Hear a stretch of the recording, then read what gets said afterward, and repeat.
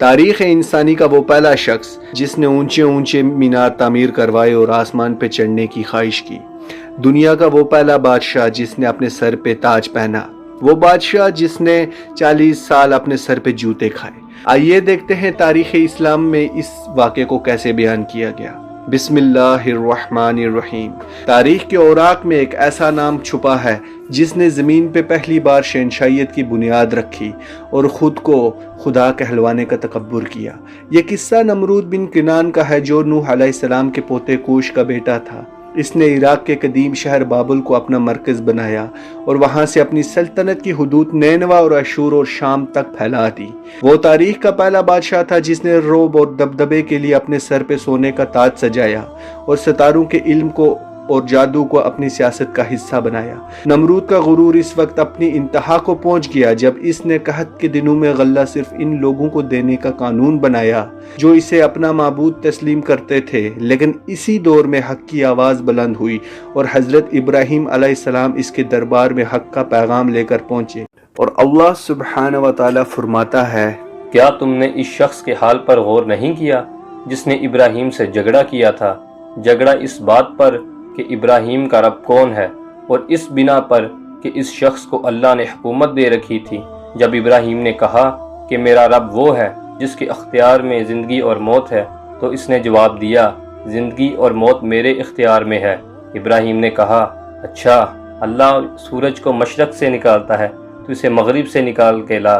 یہ سن کر وہ منکر حق ششدرا رہ گیا، مگر اللہ ظالموں کو راہ راست نہیں دکھایا کرتا۔ اس سوال نے نمرود کو پوری دنیا کے سامنے لاجواب اور ذلیل کر دیا۔ غصے میں بپھرے ہوئے ظالم نے ابراہیم علیہ السلام کو ایک ایسی ہولناک آگ میں پھینکنے کا حکم دیا جس کے شعلے آسمان سے باتیں کرتے تھے، مگر کائنات کے اصل مالک کے ایک حکم نے اس آگ کو ابراہیم علیہ السلام کے لیے ٹھنڈا اور سلامتی والا بنا دیا۔ نمرود کا تکبر یہاں بھی ختم نہ ہوا اور اس نے مینار بابل جیسی عظیم الشان عمارت تعمیر کروائی تاکہ وہ نعوذ باللہ آسمان کے خدا کا مقابلہ کر سکے۔ مگر جس شخص نے لاکھوں کی فوج اور اپنی طاقت پہ ناز کیا تھا، اس انجام قدرت کا ایک حقیر مچھر کے ذریعے لکھا۔ اللہ نے اس پر مچھروں کا عذاب بھیجا اور ایک لنگڑا مچھر نمرود کے ناک کے راستے اس کے دماغ میں جا گھسا۔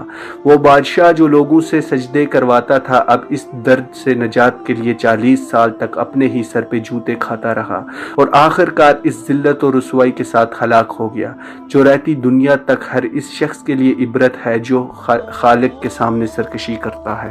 قرآن مجید میں موجود ہر واقعہ اور ہر کہانی انسانوں کی عبرت کے لیے ہے۔ اگر دیکھا جائے تو نمرود ایک شخص کا ہی نام نہیں بلکہ ایک نظریے کا نام ہے۔ جب اللہ کسی کو حکومت، سلطنت اور طاقت دیتا ہے اور وہ انسان بجائے شکر کے اس پر غرور کرتا ہے اور خدا کے ہی مقابلے میں اتر آتا ہے۔ آج کے زمانے میں اگرچہ کوئی کھلے عام نمرود کی طرح خدائی کا دعویٰ نہیں کرتا، مگر وہ نمرود کے نظریے کو ضرور اپناتا ہے۔ وہ اپنے ہی اندر ایک خدائی کا دعویٰ کر بیٹھتا ہے اور وہ اپنے سے کمتر اور کمزور لوگوں پر ایسے حکم اور فیصلے صادر کرتا ہے جیسے کہ وہی خدا ہو، اور وہ احکام وہ خود کرنا شروع کر دیتا ہے جو ایک صرف خدا پہ ہی جچتے ہیں۔ اور افسوس کی بات یہ ہے کہ وہ قرآن جسے اللہ تعالیٰ نے ایک نصیحت بنایا، ہم نے اسے محض ایک قصے و کہانیوں کی کتاب سمجھ لیا۔ اللہ ہم پہ رحم فرمائے اور ہمیں قرآن صحیح معنوں میں سمجھنے کی توفیق عطا فرمائے اور ہمارا ان حامی و ناصر ہو۔